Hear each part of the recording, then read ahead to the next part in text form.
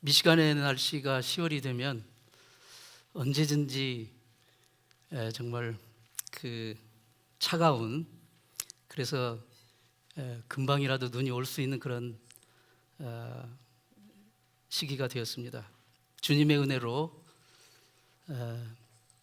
여러분의 건강이, 여러분의 삶이 정말 굳건하게 지켜지기를 축원합니다. 살아있는 모든 사람들은 다 불완전한 존재들이기 때문에 격려와 위로가 필요합니다. 링컨 16대 대통령이었던 링컨 대통령이 암살당하던 날, 이제 그분이 암살당하고 죽어서 쓰러져 있는데 사람들이 가서 이제 몸을 수습을 하는데 그 안쪽 주머니에서 신문지 뭉치 조각들이 발견이 되었어요. 잔뜩. 근데 놀랍게도 그 종이 조각들을 이렇게 보니까 전부 신문 기사들인데 전부 링컨 대통령을 칭찬하고 격려하는 그 기사들로 된 그 신문지 종이 조각을 늘 가지고 다닌 거예요. 그러니까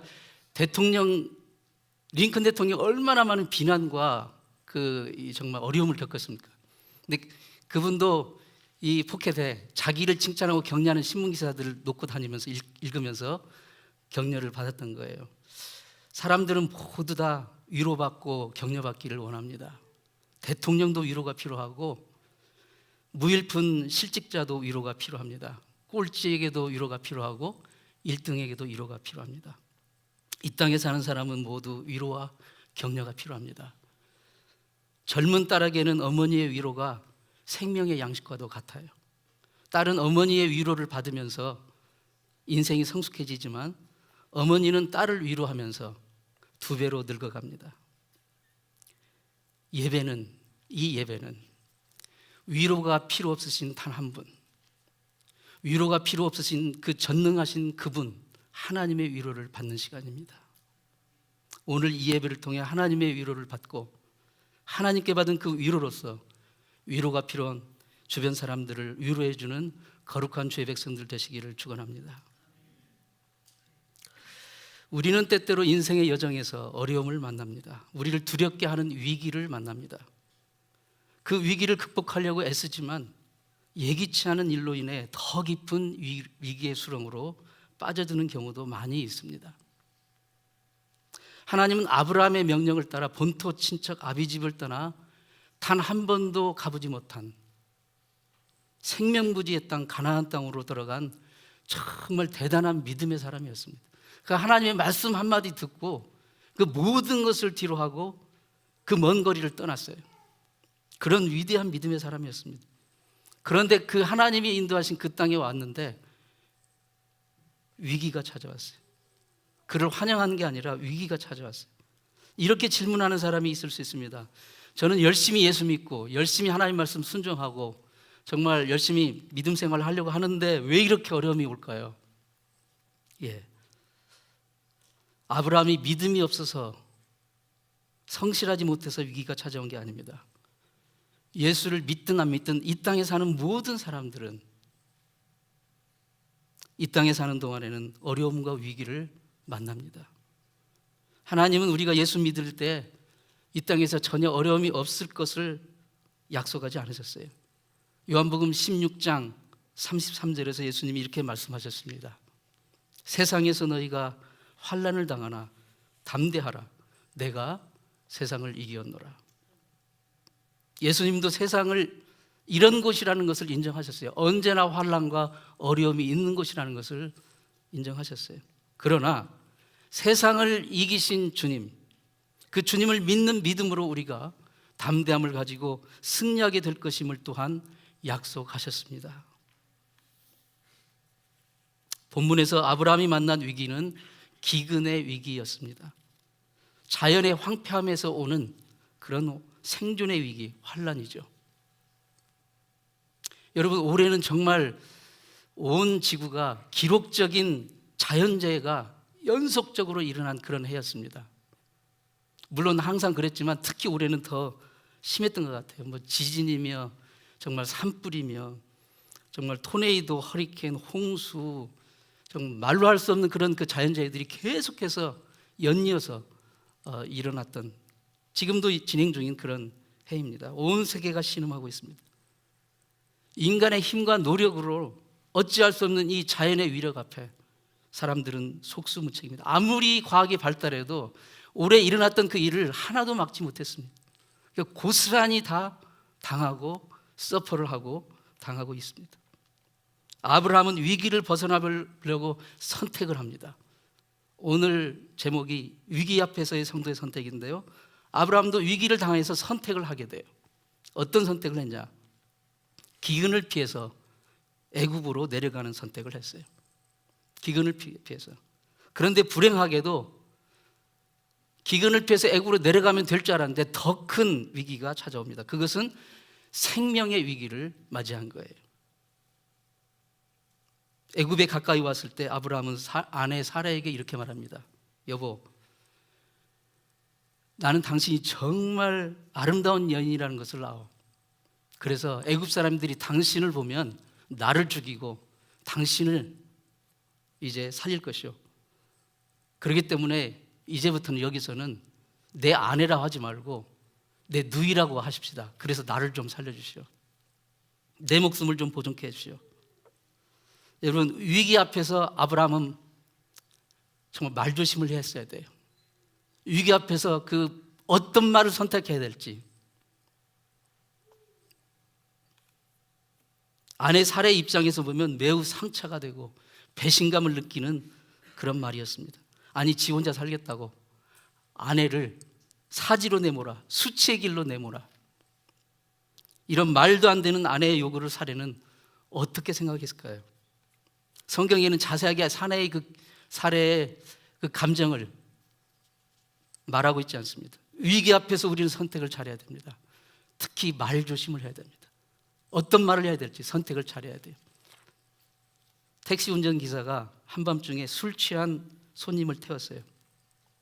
근데 이 손님이 택시에 타자마자 호주머니에서 종이를 꺼내가지고 계속 코를 푸는 거예요.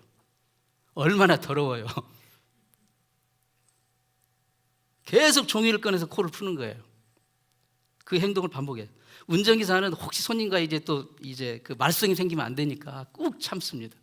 꾹 참는데 계속 꺼내가지고 꽉 코를 풀고, 더 이상 이제 참지 못하고 화를 내면서 큰 소리로 말했습니다. 손님, 이제 좀 코 좀 그만 푸시죠. 그랬더니 이 손님이 싸우는 게 아니라 그냥 희한하게 그대로 코 푸는 걸 중단하고 곧 잠에 골아 떨어졌어요. 얼마 지나서 이제 목적지에 도착을 했어요. 손님이 내렸습니다. 운전기사는 너무 찝찝하잖아요. 더럽잖아요. 그러니까 차를 이제 길가에 세우고 이제 그 뒷좌석을 이제 정리하고 청소를 하기 위해서 뒷좌석에 가서 살펴보니까, 와, 손님이 그 내린 자리에 코 묻은 돈 10,000원짜리들이 6장이 떨어져 있었던 거예요. 거기서 한숨을 쉬며 이렇게 중얼거렸습니다. 참는 김에 좀 더 참을 걸. 내 입이 방정이야. 위기 앞에서 말 선택을 잘해야 됩니다. 위기 앞에서 말 선택을 잘해야 돼요. 때로는 우리의 입이 방정맞게 내뱉은 말과 행동이 정말 고스란히 후회로 돌아오는 경우가 많이 있습니다. 한마디만 잘 선택해서 참으면 되는데 후회의 한숨으로 변할 수가 있어요. 아브라함이 그 위기 상황에서 자기 혼자 살겠다고, 자기 목숨 좀 부지하겠다고 아내 사라에게 그 내뱉은 그 한마디의 선택, 비신앙적이고 비겁하고 이기적인 말의 선택이 가져온 후유증은 컸습니다. 아브라함 일생에 걸쳐서 가장 큰 수치스러운 일로 남은 거예요. 결과적으로 바로의 신하들은 사례를 바로의 왕궁으로 데려갔습니다. 그 대가로 아브라함은 우선은 목숨을 부지하고 또 많은 재산도 얻게 되었어요. 그래서 과연 아브라함은 위기를 넘긴 것일까요? 우리는 여기서 아브라함의 이 비겁하고 이기적이고 비신앙적인 선택이 얼마나 더 큰 위기를 가져왔는지를 주목해야 됩니다. 그것은 바로 하나님의 약속의 위기가 왔습니다. 이것은 아브라함이 전혀 예상치 못한 위기였습니다. 하나님은 일찍이 아브라함에게 무엇을 약속하셨습니까? 내가 너로 큰 민족을 이루게 할 것이다. 이 약속의 성취는 분명히 아브라함과 사례를 통해서 이루시겠다는 것이었어요. 만약 이 일로 인해서 이제 사례가 바로의 왕궁에 들어갔습니다. 그래서 바로 왕의 아내가 된다면 아브라함에게 하신 이 약속의 성취는 현실적으로 큰 난관에 봉착하게 되는 거예요. 아브라함은 자신에게 닥쳐온 갑작스러운 위기 앞에서 거기에 눈이 멀어서 그와 사례를 통해 이루시려는 하나님의 약속을 전혀 케어하지 않았어요. 전혀 생각하지 않았어요. 안타까운 것은 아브라함이 이 위기를 대처하는 과정에서 지금까지 하나님의 말씀을 쫓아온 위대한 믿음의 사람으로서의 모습, 그 모습이 보이지 않았다는 거예요. 여러분, 아브라함이 위대한 믿음의 조상이지만 그도 사람이기 때문에 수많은 시행착오와 정말 믿음 없는 결심과 믿음 없는 선택을 한 적도 많이 있었다는 것을 우리가 기억해야 됩니다. 애굽으로 내려가는 선택을 하기에 앞서서 그는 하나님의 뜻을 여쭙지 않았어요. 주님, 여기 너무 배고파서요, 정말 기근이 너무 심해요. 이러다 굶어 죽겠어요. 예수님, 하나님, 애굽에 좀 내려가면 안 될까요? 거기는 양식이 지금 많대요 라고 말하면 하나님이 아니다, 여기는 내가 약속한 땅이니까 여기 머물러 있어야 된다, 너는 굶어 죽어도 여기서 굶어 죽어라, 그렇게 말씀하시는 하나님일까요? 그럴 뿐이 아닌데 아브라함은 하나님께 묻지도 않고 하나님의 뜻을 구하지도 않고 스스로 선택을 해버린 거예요. 스스로 선택을 한 거예요. 이것은 신앙인의 모습이 아닙니다. 그가 처음으로 가나안 땅에 들어왔을 때 하나님께 단을 쌓고 하나님의 이름을 부르며 오직 하나님만 의지하던 그 믿음의 모습은 여기서는 찾아볼 수가 없습니다. 오직 인간적인 꾀로, 인간적인 어떤 인간의 지혜로 눈앞의 어려움을 우선 모면해 보려고 선택하고 행동한 거예요. 우리도 이 땅에 살면서 이런저런 위기를 만납니다. 매일 만나요. 환경적인 위기, 재정적인 위기, 관계의 위기, 질병과 생명의 위기, 이런 건강의 위기. 그때 우리도 아브라함처럼 인간적인 잔꾀를 부려서 우선 좀 이 위기를 모면해 보려고 비신앙적인 선택을 하는 유혹에 빠질 수가 있습니다. 그러나 우리는 무엇을 선택하기에 앞서서 하나님의 백성으로서 몇 가지를 신중하게 생각을 해야 됩니다. 하나는 우리의 이 이기적인 비신앙적인 선택이 다른 사람들에게도 치명적인 고통과 아픔을 줄 수 있다는 것을 생각해야 돼요. 아브라함은 자신의 그 꾀로 위기를 모면하고 상당히 많은 재산을 얻었는지는 모르지만 아내 사라에게는 형언할 수 없는 수치와 배신감, 그 아픔의 고통을 주었습니다. 또 애국 사람들에게도 아브라함의 그 잘못된 선택으로 인해서 큰 재앙을 당하는 고통을 주었어요. 무엇보다도 이 아브라함의 선택은 하나님의 약속의 위기, 하나님과의 관계 위기를 가져오게 된 것입니다. 그렇다면 하나님의 백성으로서 우리에게 위기가 찾아올 때 우리는 어떻게 선택을 해야 됩니까? 어떤 선택을 해야 됩니까? 우리는 하나님을 굳게 신뢰해야 할 뿐만 아니라 그 하나님의 말씀을 붙잡고 그 말씀을 통해서 주신 하나님의 지혜를 구하고 선택을 해야 됩니다. 잠언 3장 5, 6절은 이렇게 말합니다. 너는 마음을 다하여 여호와를 의뢰하고 내 명철을 의지하지 말라. 너는 범사에 그를 인정하라. 그리하면 내 길을 지도하시리라. 범사에, 즉 모든 일에, 좋은 일, 나쁜 일, 기쁜 일, 슬픈 일, 모든 일에 그를 인정하라. 하나님의 뜻을 구하라는 거예요. 하나님의 뜻이 어디 있는지, 하나님의 뜻이 나를 어떻게 인도하시는지 그것을 찾으라는 것이에요. 그리하면 내 길을 지도하시리라. 그게 우리가 선택하는 방법입니다. 그게 바로 우리가 선택해야 될 일입니다. 위기 앞에서 어떤 성도가 어떤 선택을 했는지, 어떻게 선택을 했는지에 대한 좋은 롤 모델이 있습니다. 다니엘의 세 친구들입니다. 다니엘의 세 친구 사드락, 메삭, 아벳느고, 그분들을 생각해 봐야 됩니다.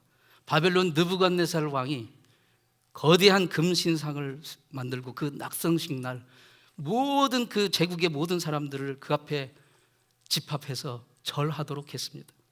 만약 절하지 않는다면 지위 고하를 막론하고 극렬히 타는 풀무불 속에 던져 넣으라고 법령을 발표하고 선포했습니다.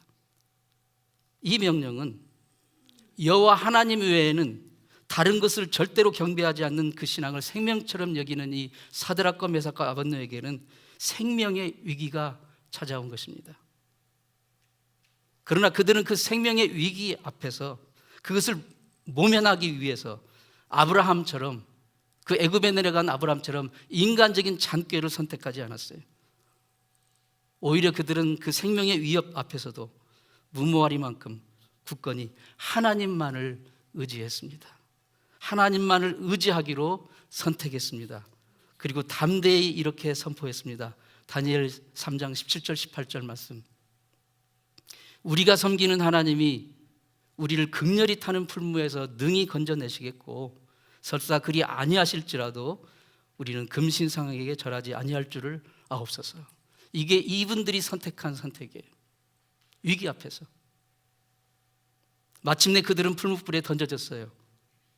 모두들 그 풀무불에 던져지는 순간 그들이 금방 다 죽을 것으로 예상을 했지만, 그러나 그들이 신뢰했던 여호와 하나님은 그 상황을 극적으로 역전시켜 주셨습니다. 오히려 그들을 풀무불에 던진 그 자들이 먼저 죽었고, 오히려 이 세 분은 머리털 하나 그을리지 않고 살아서 나오게 되었습니다. 이렇게 생명의 위기에서도 여호와를 굳게 의지한 이 청년들을, 그들을 보고 이방의 왕 느부갓네살 왕은 이렇게 외칩니다. 28절에서 다니엘 3장 28절에서 사드락 메삭 아벳느고의 하나님을 찬송할지라. 그가 그의 천사를 보내서 하기를 의뢰하고 그들의 몸을 바쳐 왕의 명령을 거역하고 그 하나님 밖에는 다른 신을 섬기지 아니하며 그에게 절하지 아니한 종들을 구원하셨도다. 하나님은 위기 앞에서 하나님을 의뢰하기로 선택한 그 자들을, 그 귀한 믿음의 사람들을 구원하시고 도우시고 상황을 바꿔주셨습니다. 우리는 위기 앞에서 그 순간을 모면하려고 인간적인 잔꾀, 비신앙적인 선택을 해서는 안 됩니다. 전능하신 하나님을 신뢰하고 그분의 말씀을 붙들고 하나님의 지혜를 구하는 자들이 되어야 될 줄로 믿습니다. 하나님은 자신이 작정한 것을 반드시 행하시는 분입니다. 본문 17절은 아브라함의 어리석은 선택으로 인해 위기에 처한 아브라함과 사례를 구하기 위해 하나님이 취하신 행동을 보여주고 있습니다. 하나님은 바로의 집에 큰 재앙을 내리셨어요. 여기서 큰 재앙이 무엇인지는 성경에 나와 있지 않습니다. 하지만 이 재앙으로 인해 바로와 애굽이 큰 위기에 처하게 된 것만큼은 틀림이 없습니다. 여기서 우리는 한 가지 질문을 던지게 됩니다. 잘못은 아브라함이 했는데 왜 애굽이 고난을 당해야 되느냐? 왜 바로의 집이 재앙을 받아야 되느냐? 하나님의 공의의 관점에서 볼 때 쉽게 납득이 가지 않을 수가 있습니다. 그런데 이 장면은 바로와 그 신하들의 삶에도 문제가 있음을 지적하고 있는 것이에요. 본문은 바로의 신하들, 그 신하들이 이 여인의 아름다움을 보고 취하여 드렸다고 기록합니다. 이 표현은 바로와 그 신하들이 그들의 행동이 욕망과 힘의 논리로 일관되어 있음을 보여주고 있는 것입니다. 그들은 그들의 권력과 힘으로 돈을 앞세워 자신들의 욕망을 채우는 그런 삶을 사는 거죠. 자기들에게 이미 부인들이 있었는데도 불구하고 새로운 어여쁜 여인을 보면 그 돈과 권력을 가지고 취하여 드리는 이 모습, 이게 끝없는 욕망으로 물든 그들의 삶의 원리였던 것입니다. 위기에서 아브라함과 사례를 구하는 그 과정을 통해서 하나님은 인간의 욕망으로 하나님의 정의를 무너뜨리고 하나님의 길을 막는 그 자들을 분명하게 책망하시고 심판하신다는 것을 보여주십니다. 또한 이 과정을 통해 하나님은 어떤 일이 있어도, 인간의 실수와 방해가 있어도 하나님의 언약을 반드시 지키시고 성취하시는 분임을 분명하게 보여줍니다. 물론 아브라함의 비겁하고 비신앙적인 선택에 대해서도 하나님은 책망하십니다. 다른 사람도 아닌 이방인의 바로의 입술을 통해서 책망하십니다. 내가 어찌하여 나를 이렇게 대접하느냐? 내가 어찌하여 그를 내 아내라고 내게 속이고 아내라고 내가 구하지 않고 나로 하여금 그를 취하여 아내로 삼게 했느냐? 다시 말해 자기의 이기적인 욕망을 위해 힘없는 아내를 외간 남자에게 팔아넘긴 비열한 사람이라는 비난을 지금 하고 있는 것입니다. 아브라함은 유구무원입니다. 아브라함이 일생을 통틀어 세상 사람들에게, 이방인에게 이런 비난을 받아본 적이 없어요. 열방의 축복의 통로로 부르심을 받은 아브라함, 믿음의 아버지라 불리는 아브라함에게 이런 비난의 말이 불려졌다는 것은 상상할 수 없는 수치요 능욕인 것입니다. 마태복음 5장 13절에서 예수님이 이렇게 말씀하셨어요. 소금이 만일 그 맛을 잃으면 무엇으로 짜게 하리요? 후에는 아무 쓸데없어 다만 밖에 버려져 사람에게 밟힐 뿐이니라. 아브라함은 하나님의 택한 백성이었으니까 어디를 가든 이 세상에 빛과 소금이 되어야 했습니다. 그러나 본문의 상황에서는 이방인 앞에서 그 수치를 오히려 드러내고 부끄러움을 당하고 하나님의 영광을 가리고 사람들에게 책망을 받는 그런 선택을 한 거예요. 우리도 이런 위기 상황 앞에서 그것을 당장 모면하기 위해 비신앙적인 선택, 인간적인 비겁한 선택을 하게 되면 세상에서 빛과 소금의 역할을 하기는커녕 오히려 세상 사람들로부터 손가락질 당하는, 그래서 하나님의 영광을 가리게 될 수가 있습니다. 예수님께서 말씀하십니다. 마태복음 5장 16절에 저희로 세상 사람들로 너희 착한 행실을 보고 하늘에 계신 너희 아버지께 영광을 돌리게 하라. 우리는 하나님의 백성으로서 우리의 삶이 순탄할 때나 어려울 때나 우리의 선택과 행동이 세상에 하나님의 영광을 드러내느냐 그렇지 않느냐 하는 그런 도구가 될 수 있다는 것을 우리가 기억을 해야 됩니다. 인생에서 선택이 너무 중요합니다.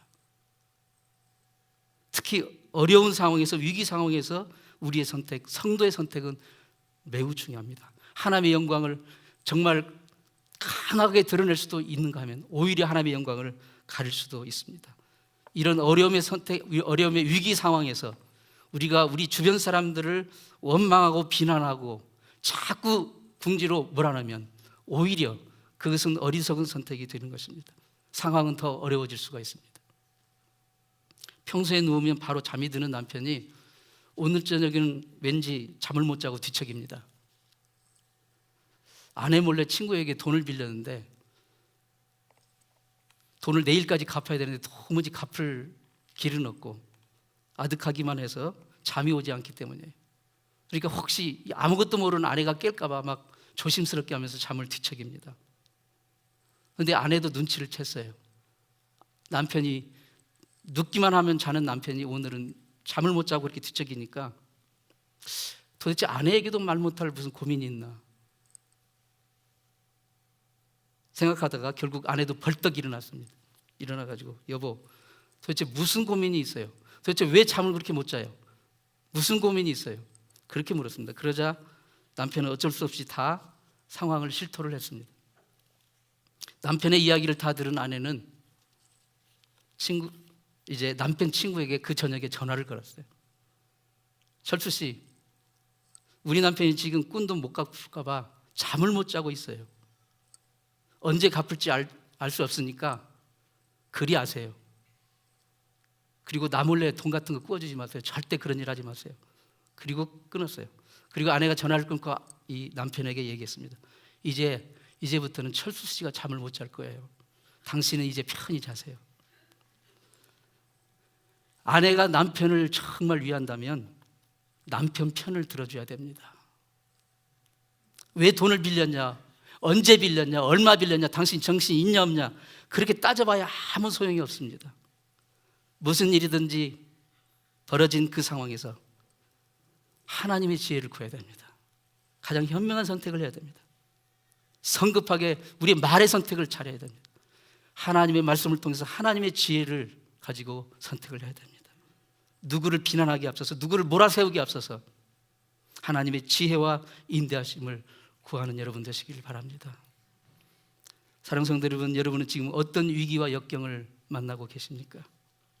그 위기와 역경이 어떤 것이든 하나님의 자녀로서 지금 선택을 하고 계십니까? 어떤 기준을 가지고 선택하고 말하고 행동하십니까? 오직 이 순간만의 어려움을 모면하기 위해서 인간적인 어떤 참기로 하나님께 구하지 않고 하나님을 의지하지 않고 하나님의 말씀을 붙들지 않고 선택하고 있지는 않으십니까?